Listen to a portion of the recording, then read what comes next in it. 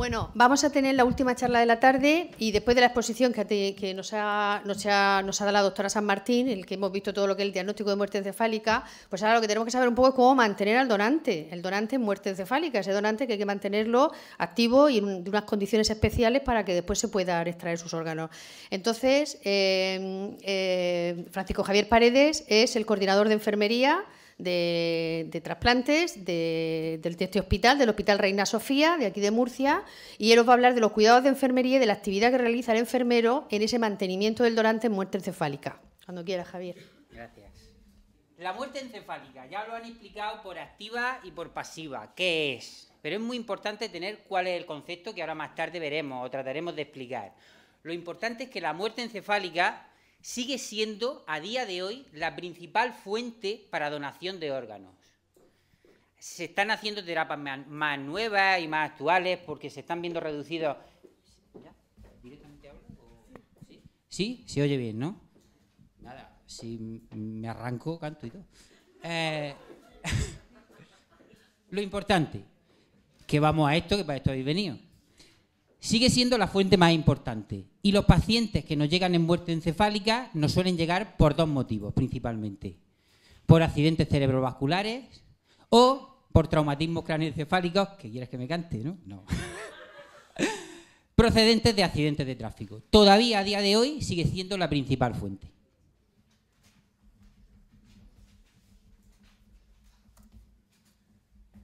No sé si, perdona, ¿alguna podéis venir y así se hace esto un poquito más ameno para ir pasando las diapositivas? ¿Una? Vienen.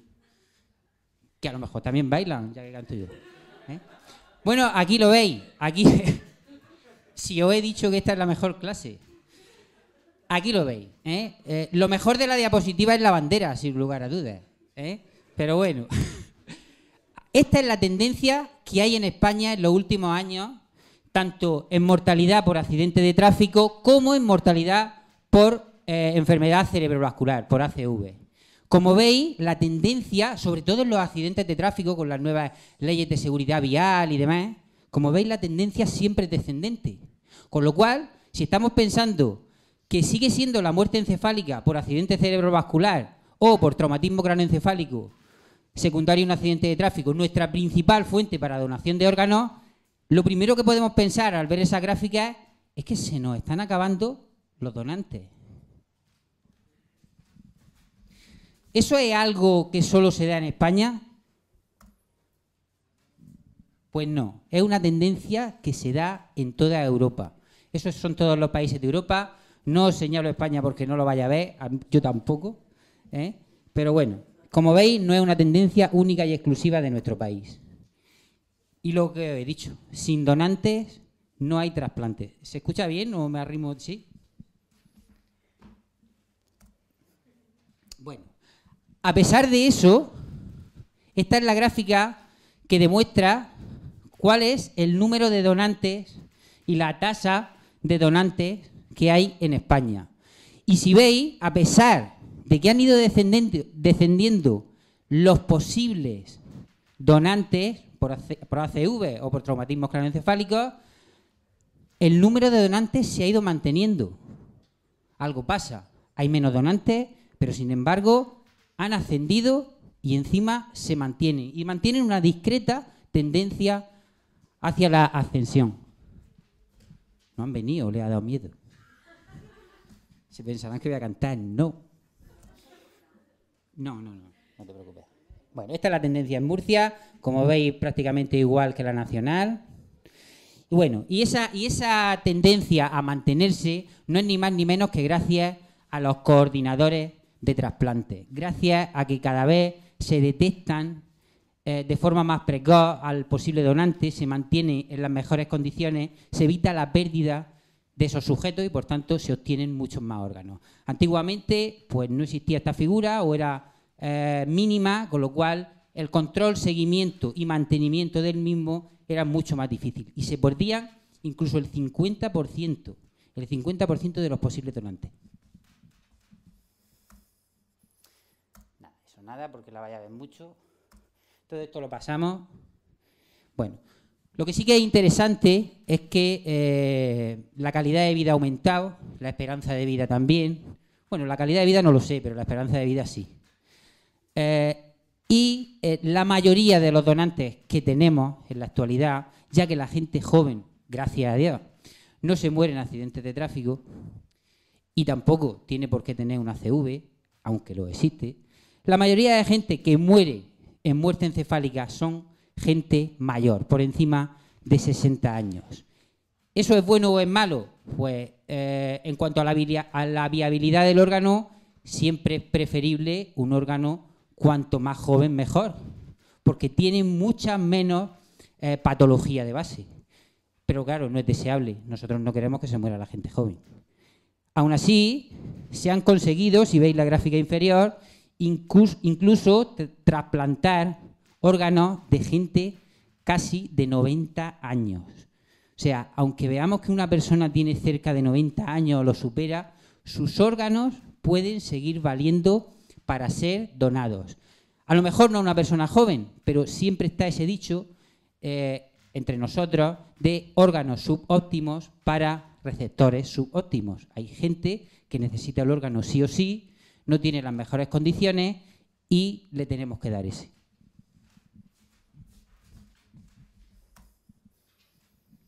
Bueno, a todo esto, ¿por qué es importante el mantenimiento del donante? Como hemos visto, primero, porque se reduce el número de donantes y aumenta la edad de los mismos, con lo cual la viabilidad del órgano se nos puede ver afectada. El órgano ya de base está tocado, necesitamos un buen mantenimiento para que lleguen las mejores condiciones al receptor, porque además, a pesar de todos nuestros esfuerzos, entre el 10-30% de los donantes se pierden durante el mantenimiento. Pero ya os he dicho antes que si no hiciéramos ese mantenimiento, hasta más del 50% se llegarían a perder. Y por supuesto, no nos tenemos que olvidar del receptor. Un buen mantenimiento va a evitar que en el receptor haya rechazos por mal funcionamiento del mismo órgano.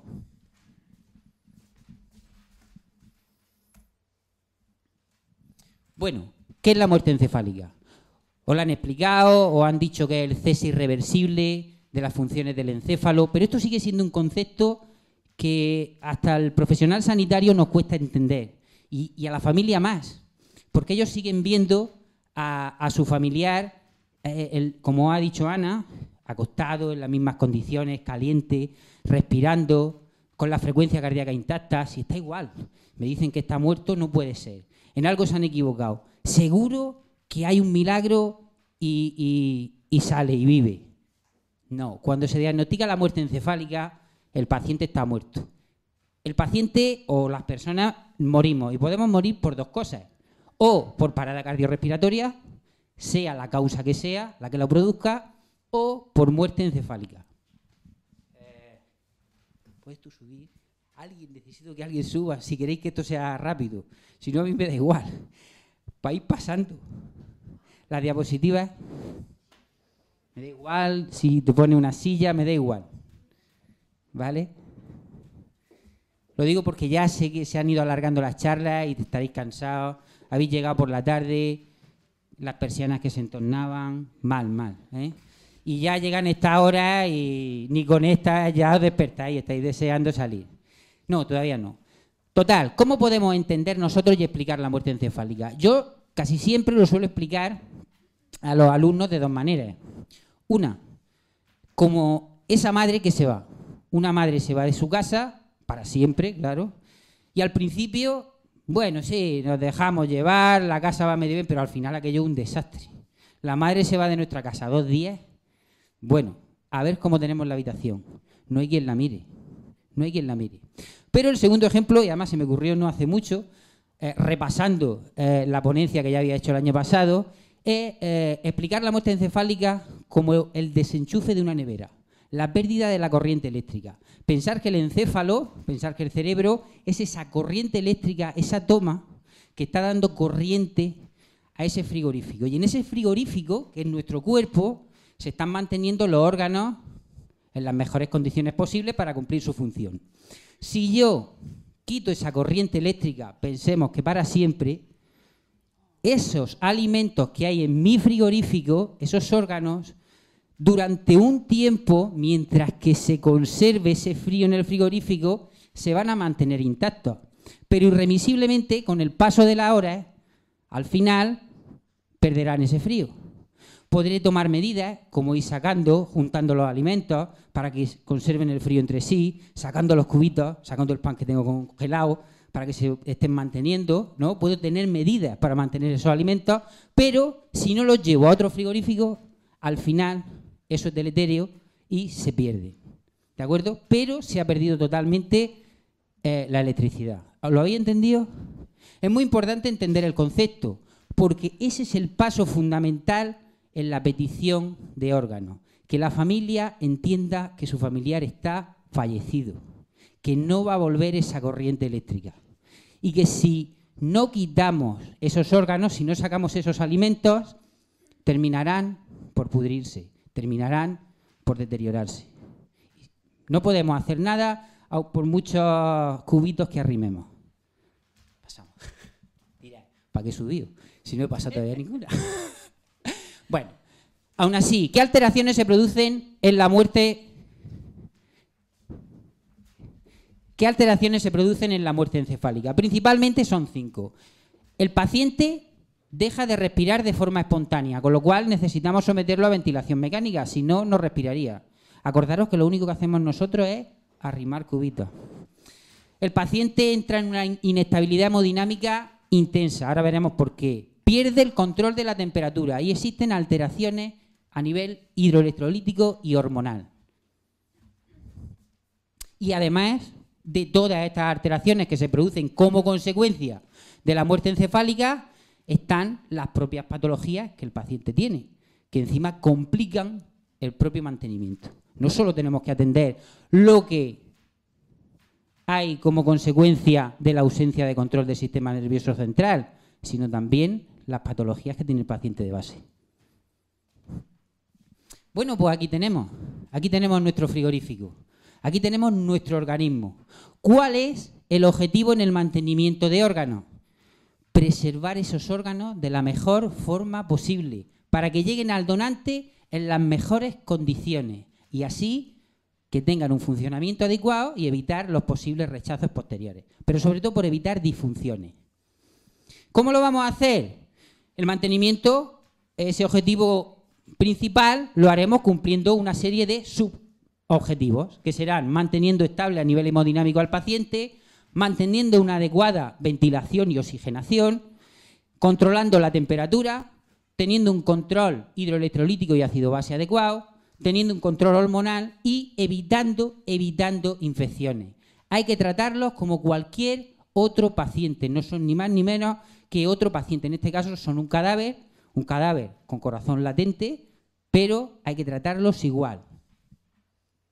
Muchas veces caemos en el desánimo, si alguna vez lo habéis visto o estáis trabajando, o no sé, ¿sois todos estudiantes? ¿Sí? Pues esa sensación de cuando un paciente no tiene salida, pues ¿para qué voy a hacer esto? ¿Para qué tal? Al paciente hay que cuidarlo todavía más. Si no tiene salida, todavía más, mucho más. Y si encima es un posible donante, mucho más, porque no lo estamos cuidando por desgracia a él, ya no podemos. Estamos cuidando de la gente que va a utilizar después su órgano. Bueno, pues, ¿qué tenemos que hacer? Tenemos que entender qué le pasa al paciente, qué le pasa. ¿Qué le va a pasar a ese paciente que está en muerte encefálica? Bien, a nivel hemodinámico, os hemos dicho que el paciente se vuelve muy inestable. Y se vuelve muy inestable porque pierde el control vasomotor. Sistema nervioso central, a través del sistema nervioso simpático y parasimpático, controla la respuesta o el tono vasomotor de nuestros vasos. Se pierde como consecuencia de que el encéfalo ha dejado de funcionar y nuestras arterias, arteriolas, sistema venoso funcionan a su libre albedrío. No tienen un control adecuado. Y encima, más que no tengan un control, es que directamente disminuye la resistencia y el paciente se hipotensa.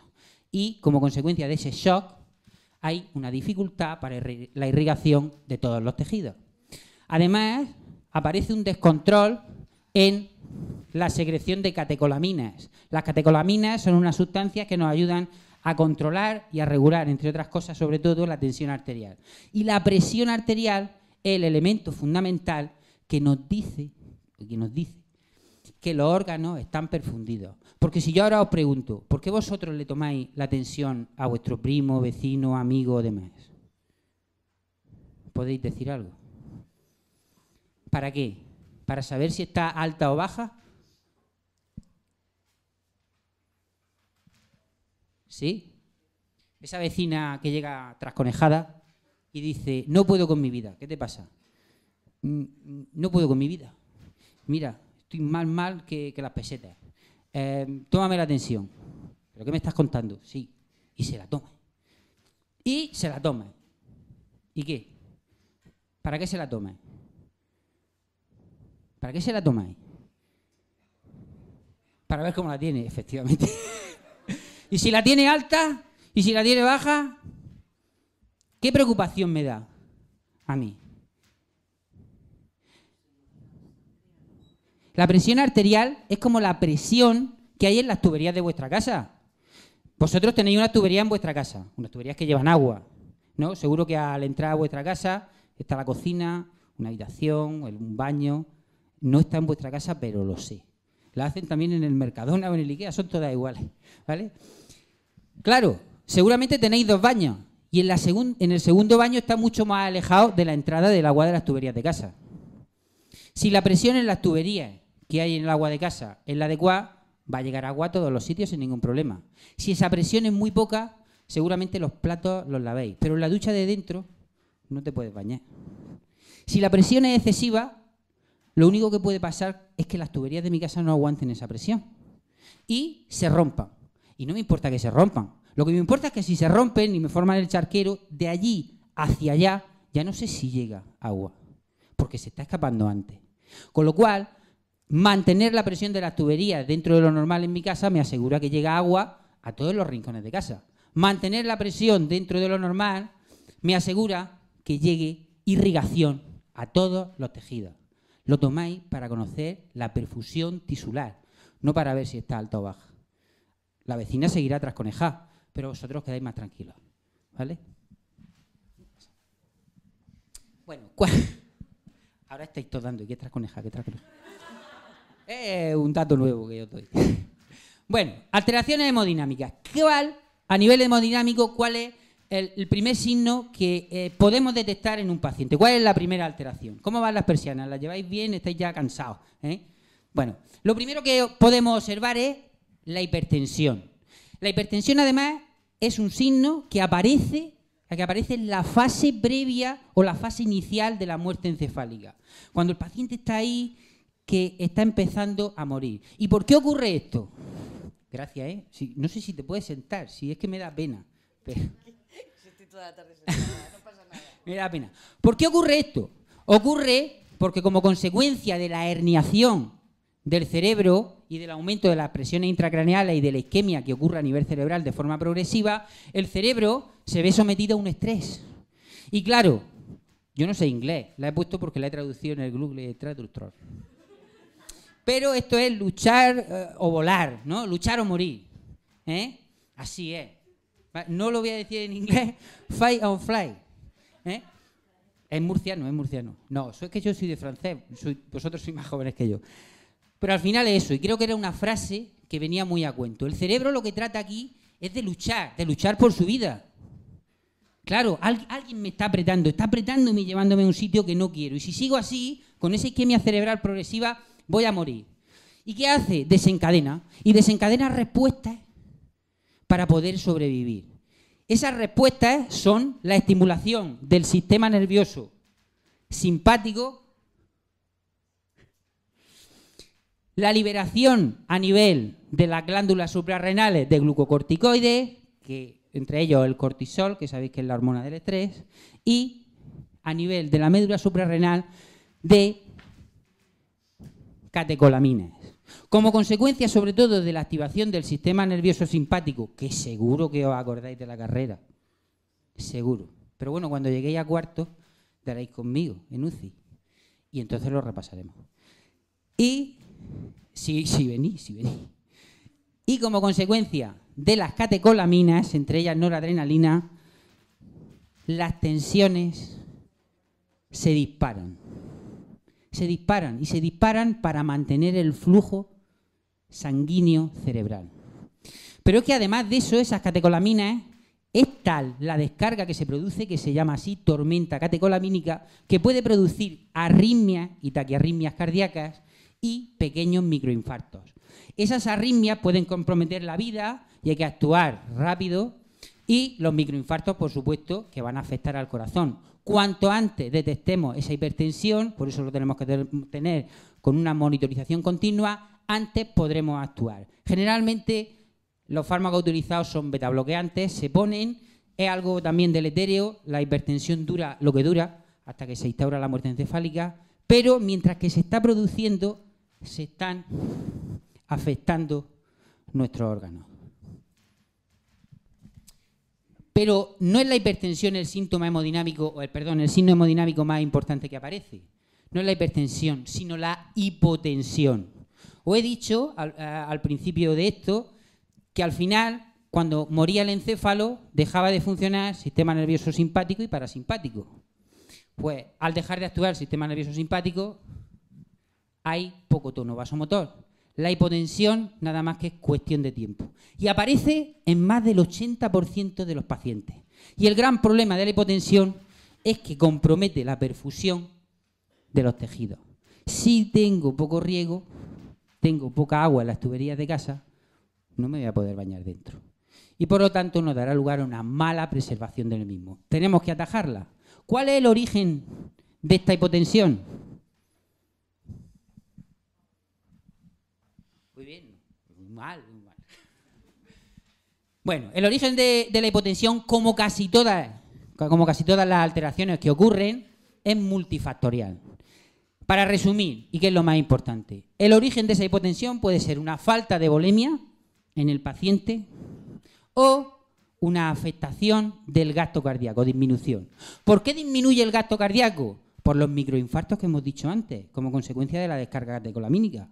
Claro, si hay pared del corazón que no funciona bien, que no tiene bien su actividad contráctil, pues poco va a mandar en sus sístoles. A la hipotermia. La hipotermia también induce disminución de la contractilidad cardíaca y, en ocasiones, cuando el paciente viene como consecuencia de un traumatismo, a la propia contusión miocárdica. La falta de volumen, ¿a qué se puede deber? A dos cosas. A, falta de volumen, esto es lo que llamamos hipovolemia hipovolémica. Esa falta de volumen viene porque el paciente tiene, por diferentes motivos que ahora veremos, una diuresis importantísima, o como consecuencia de que no hay un aporte adecuado de líquido. Y no porque haya un mal manejo, que a veces lo hay, es porque en la fase previa a que el paciente se muera no podemos sobrecargarlo de líquido. Se le hace una restricción hídrica, se le ponen diuréticos osmóticos para que el paciente elimine líquidos y no llegue a aumentar las presiones intracraneales. Claro, cuando se muere, eso lo llevamos con un paso 3. Y por una distribución inadecuada de ese líquido. Hay bastante líquido, pero al haberse dilatado como consecuencia del shock cardiogénico, del shock neurogénico, al haberse dilatado mis vasos, hay mucha menos perfusión y el paciente le baja la tensión y esa volemia no es la suficiente para la capacitancia del vaso que tenga. ¿Qué otras alteraciones hemodinámicas? Hemos visto la hipertensión, hemos visto la hipotensión, la más importante, la aparición de arritmias, también con una causa multifactorial, ¿vale? Y la parada cardíaca. Casi, aproximadamente un 10% de los pacientes llegan a tener una parada cardíaca. Y si estamos en un hospital que disponga de los medios para la donación en asistolia, para poder perfundir al paciente de forma externa, pues podremos poner en marcha el protocolo, pero si no, será un paciente que perderemos. Si lo disponemos, lo primero que hay que tratar de hacer, mientras que instauramos esa perfusión externa, son maniobras de RCP. Todo el mundo sabe hacer maniobras de RCP, ¿eh? Y mucho cuidado, dentro de esto, dentro de la parada, lo que ha dicho Ana, hay un test que es fundamental. Si se para ¿Qué utilizáis para una parada cardíaca? ¿Qué fármacos? Principalmente. Fuerte, fuerte, si lo van a grabar. Que no, venga, a decirlo, que no pasa nada. ¿Cómo? Adrenalina para una parada cardíaca, atropina y... ¿Qué has dicho? ¿Adrenalina o no adrenalina? Adrenalina, ¿no? Adrenalina y atropina. Eso es lo que utilizamos. Pero sabemos que en una parada cardíaca ¿hay respuesta a la adrenalina? ¿En un paciente en muerte encefálica?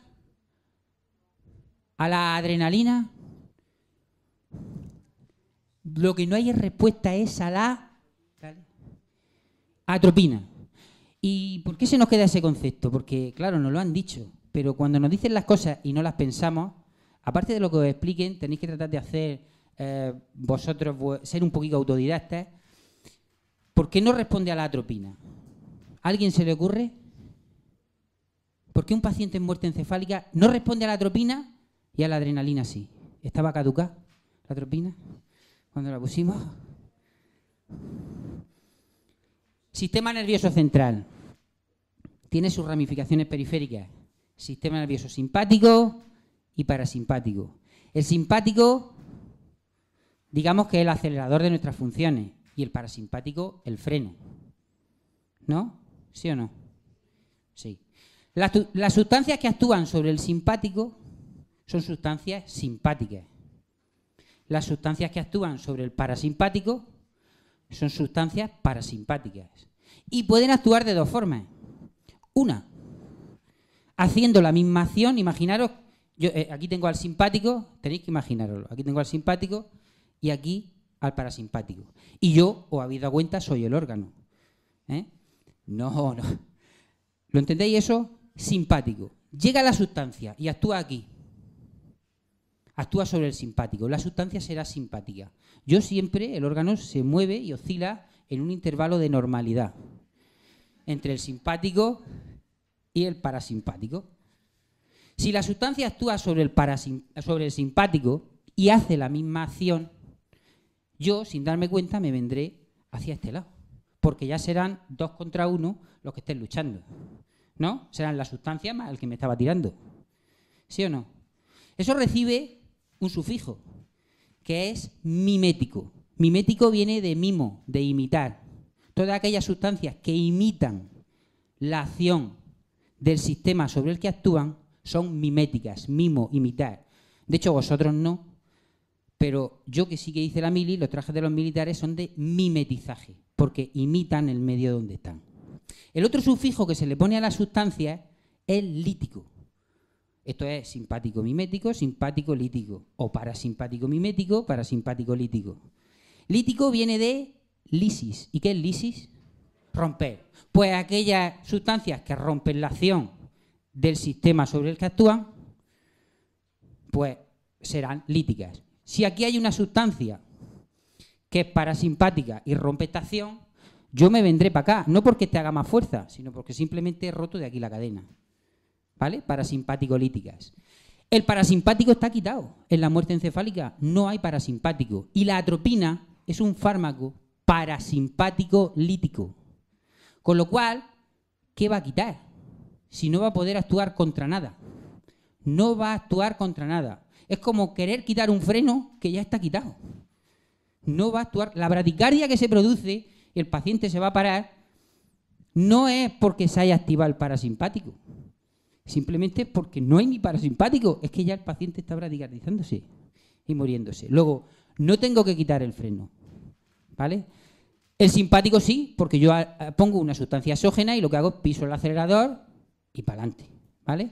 El simpático lo que se encarga es de desencadenar la respuesta vasomotora y además después de liberar a nivel de, hemos dicho, de médula, los catecolaminas. Ponemos nuestra adrenalina exógena y pisamos el acelerador.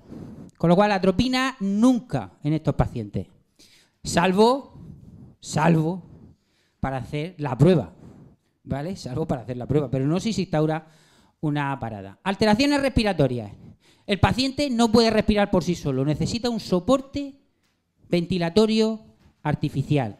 Y las principales alteraciones, no me voy a parar aquí, son la bajada de oxígeno, que me va a producir alteraciones de la perfusión, y el edema pulmonar, por disminución de la resistencia y alteraciones de la permeabilidad de la membrana, que, por supuesto, si tengo el pulmón ocupado por líquidos, no se puede ocupar por oxígeno y, por tanto, me alterará la oxigenación. A los tejidos no llega ni perfusión y, además, la poca que llega es con poco oxígeno, viabilidad mala. Gracias, ¿eh? La otra alteración que se produce es la alteración de la temperatura. ¿Vale? La alteración de la temperatura que ocurre como consecuencia, ha muerto el encéfalo, ahí tenemos el hipotálamo, ahí tenemos el centro regulador de la temperatura.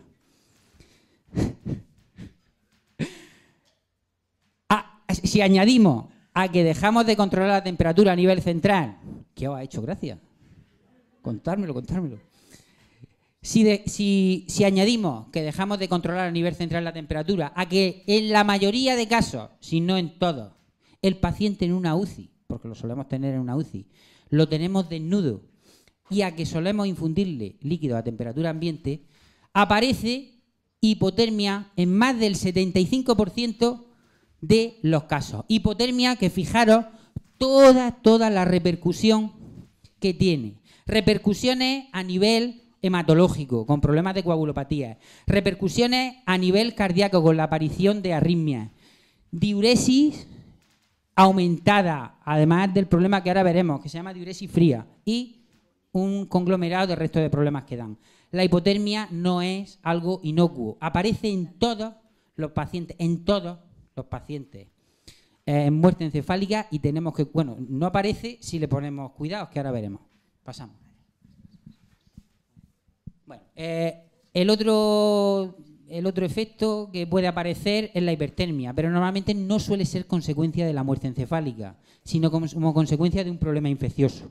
Pero el problema de la hipertermia es que, ya que por sí el paciente está comprometido a nivel respiratorio, si encima le aumentamos la demanda de oxígeno, esos órganos después se van a ver afectados, porque el oxígeno que vaya a tratar la infección no va a ir a los órganos. Con lo cual tenemos que tratar de dejarla. Pasamos. Alteración de la función renal. Bueno, dejamos de controlar o de tener un mecanismo regulador, que ahora veremos cuál, la función renal. Y los efectos indeseables que suelen aparecer son o que el paciente orina mucho, poliuria, o que el paciente orina muy poco. Ambos producidos por diversos motivos. No vamos a entrar, lo siento, pero es que sé que vamos un poco a caballo. La presentación se os queda. Pero como veis, casi todas las cosas que pasan tienen causas multifactoriales.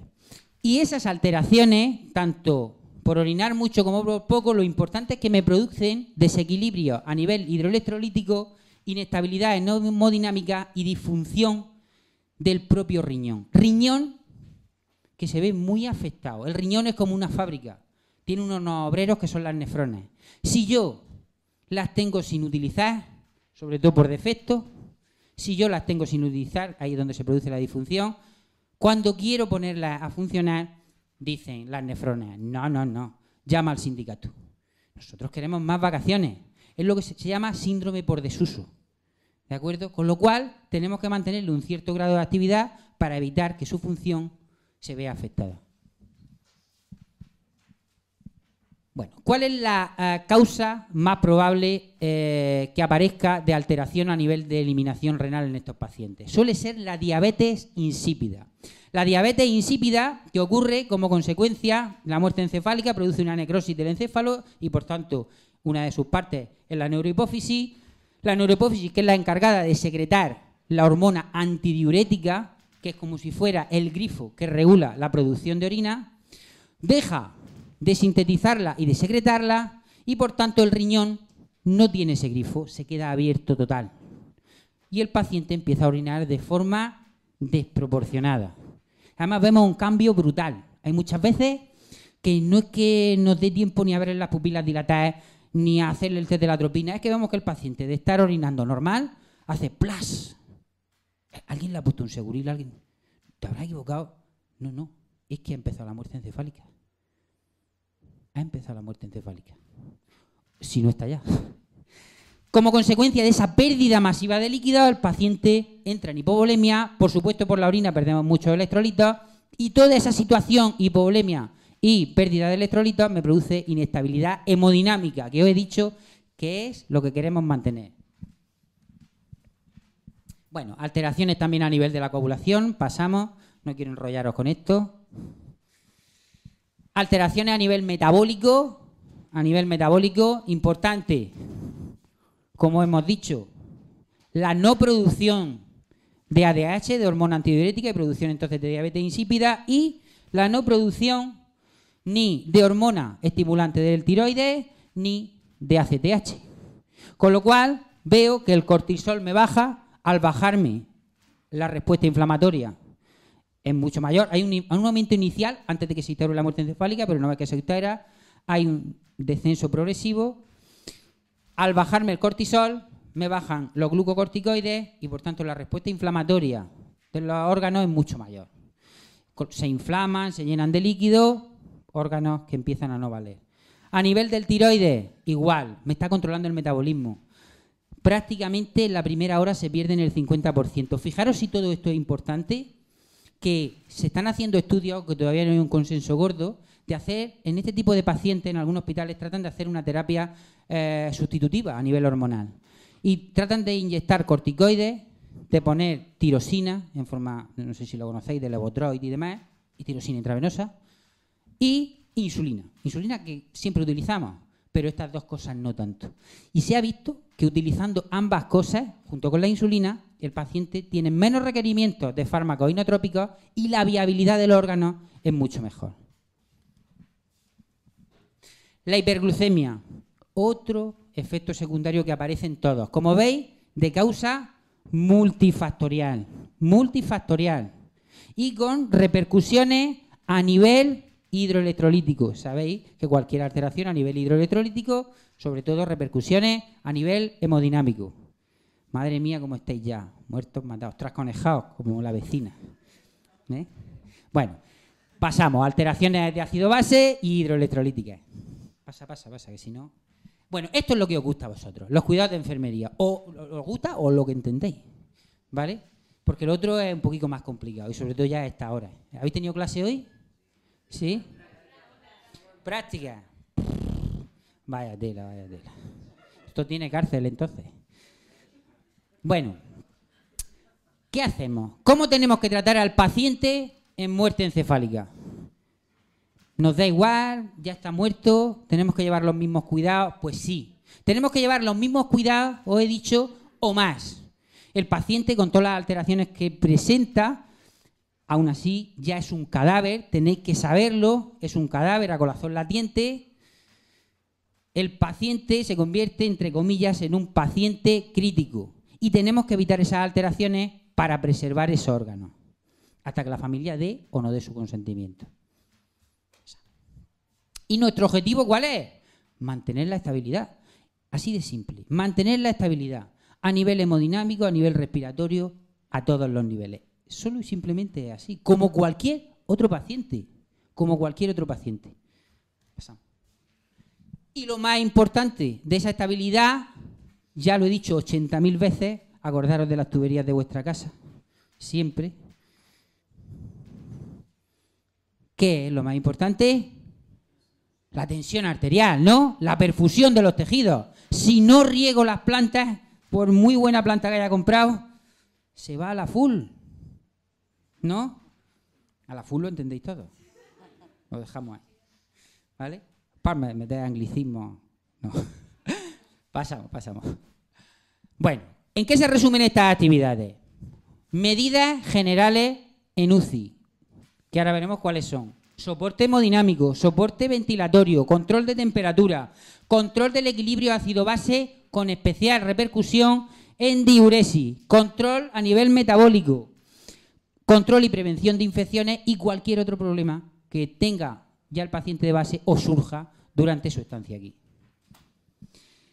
Bien, a nivel general, ¿alguna vez no sois de tercero? ¿Sí? Pues cuando veáis o trabajéis en UCI, al final es todo igual. Cualquier cuidado general que llevemos en el paciente, el cuidado de su vía aérea, el cuidado de sus vías venosas, el cuidado de su piel, su higiene, todo lo que hagamos para cualquier paciente a nivel fisiológico, tenemos que seguir haciéndolo para este, sabiendo que está muerto. Y si la familia tiene que ser importante, acercaros y presentaros a la familia que no os dé miedo. No en esta situación, que a lo mejor acojona un poco, ¿vale? Pero en cualquier momento tenéis que acercaros, tienen que saber con quién está su familiar. Pues si en todo, dale para adelante, eso. Si en todos los pacientes es importante o es un 50% de nuestra atención, en estos casos más, porque le es muy difícil. Ayer su familiar estaba bien y es que lo siguen viendo bien, caliente, respirando, tal, y le dicen que no está. Hay que ayudarlos, mostrarles respeto, aumentar el tiempo de estancia si pueden con ellos, que vivan ese duelo, que lo entiendan, porque eso es lo principal, la concienciación de la familia de que ese familiar ya no está, es la principal o el principal paso hacia la posible donación.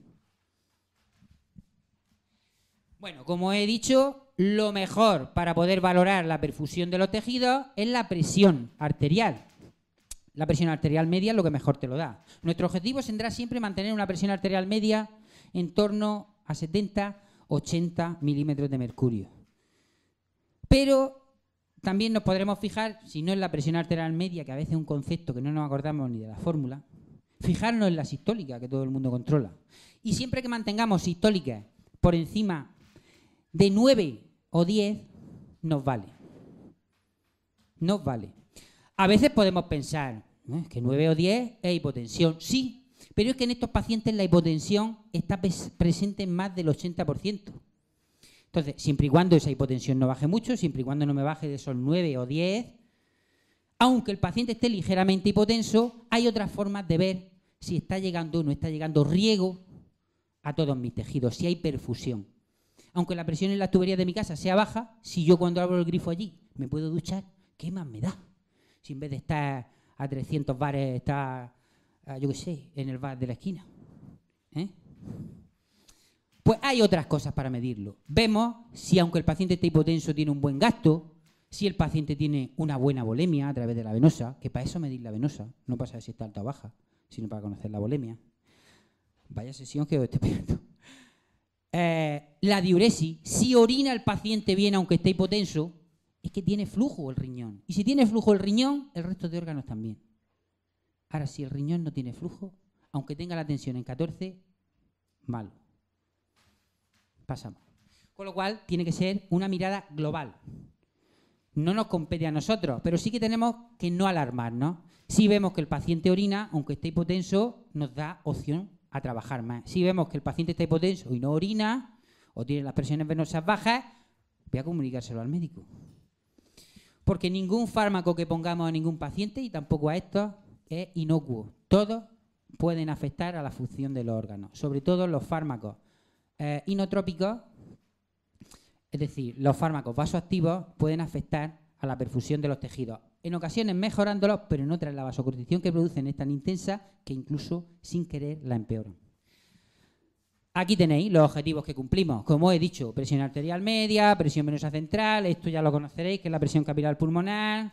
Esto también, mantener un hematocrito adecuado, eso nos va a condicionar a que llegue bastante oxígeno, aparte de que haya una buena perfusión. La hemoglobina también, por supuesto, y la diuresis, a controlar la diuresis. ¿Qué es lo que hacemos? ¿Qué es lo que hacemos a nivel hemodinámico para controlarlo? Nos quedan 5 minutos solo, ¿eh? Lo primero, inyectar líquidos. Líquidos. Si no responde a los líquidos, ya pasaremos después al resto de fármacos. Pero lo primero es administrar líquidos. ¿Qué líquidos? ¿Qué líquidos son los mejores? No hay ninguno mejor. Dependerá de las circunstancias del paciente, de los iones que haya perdido, de lo que haya necesitado previamente, si ha estado sangrando, si no.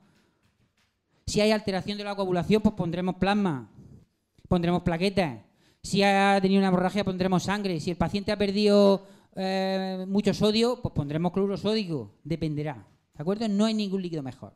Lo que sí que es importante es evitar que esa infusión, aunque sea enérgica, Es decir, aunque tengamos que reponer el volumen, no sea en bolo. Porque si no, es como regar una planta de golpe con mucho líquido. Lo hacemos con la mejor de las intenciones, pero podemos podrirla. ¿Lo entendéis o no? Podemos congestionar esos órganos y por lo tanto los sometemos a tal presión porque tienen tal líquido que ya no cumplen su función de forma adecuada y los echamos a perder. Si eso no funciona bien, drogas vasoactivas, principalmente dopamina. Pero bueno, os dejaréis llevar.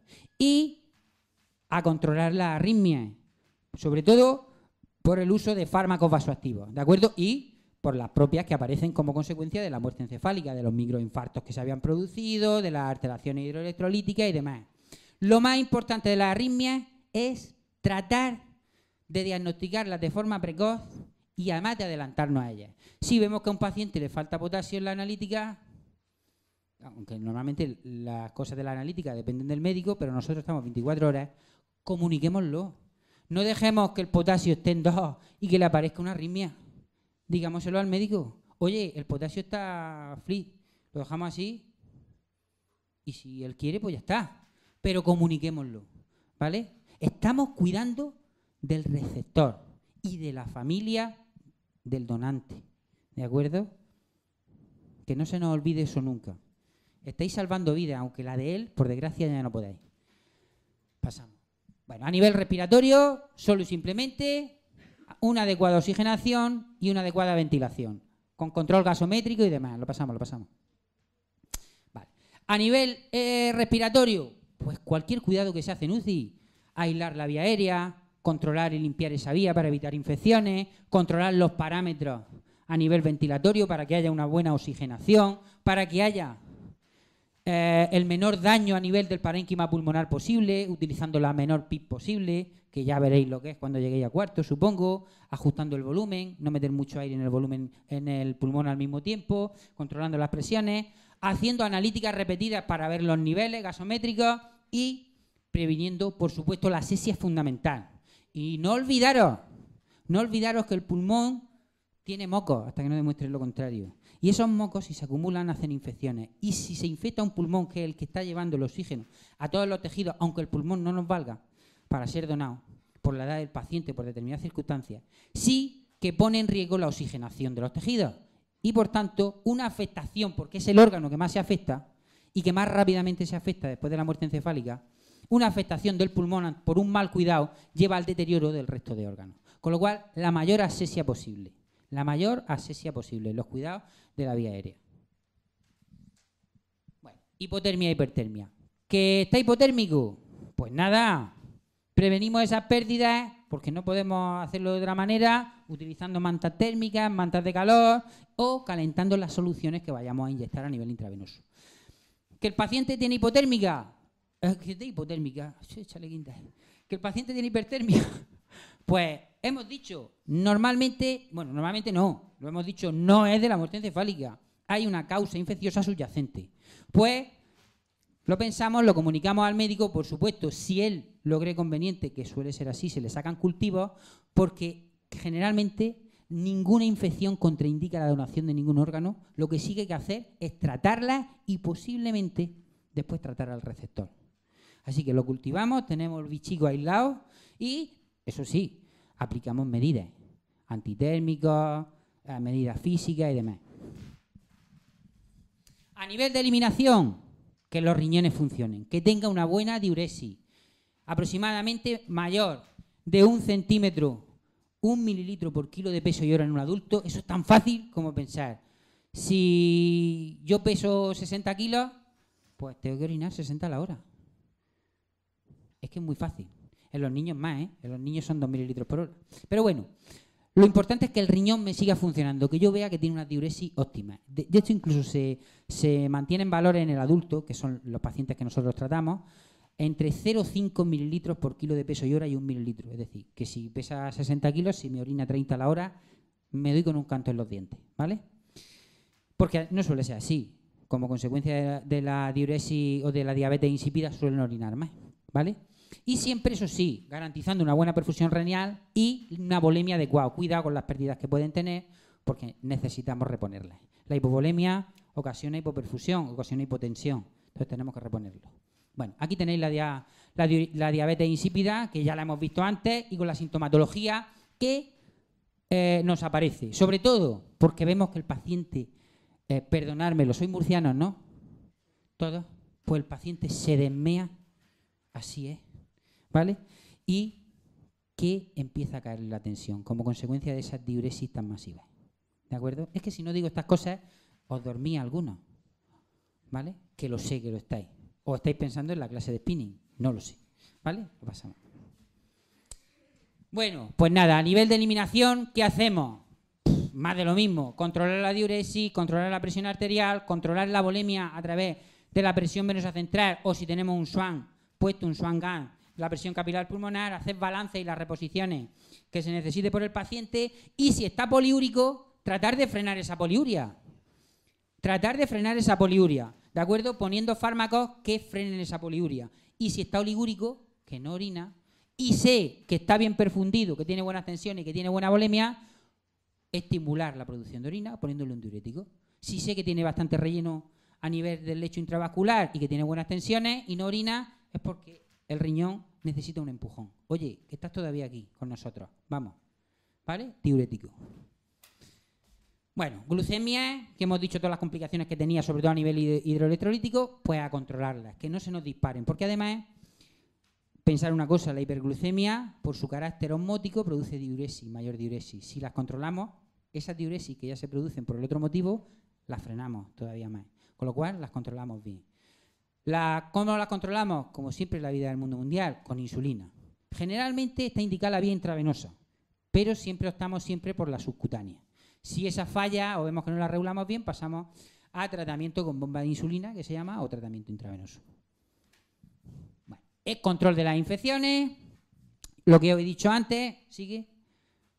Máxima asesia y ante cualquier signo avisar al médico, tomar cultivo y poner el tratamiento que nos digan, si es preciso. Y ayudar en cualquier prueba complementaria que se necesite para comprobar la viabilidad de esos órganos.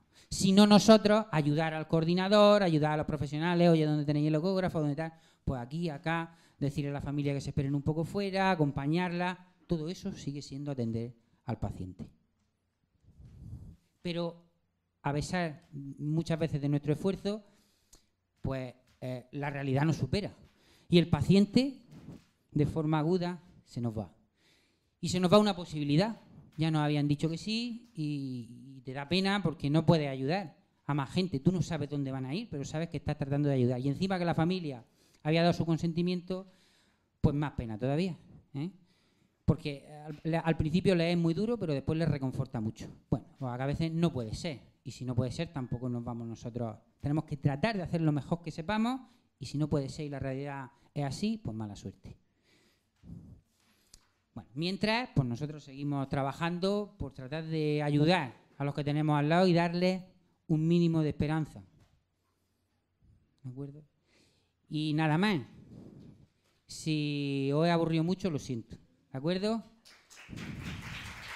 Eso sí, espero no haberos dejado trasconejados, que puede ser, ¿eh? Bueno, que paséis buena tarde.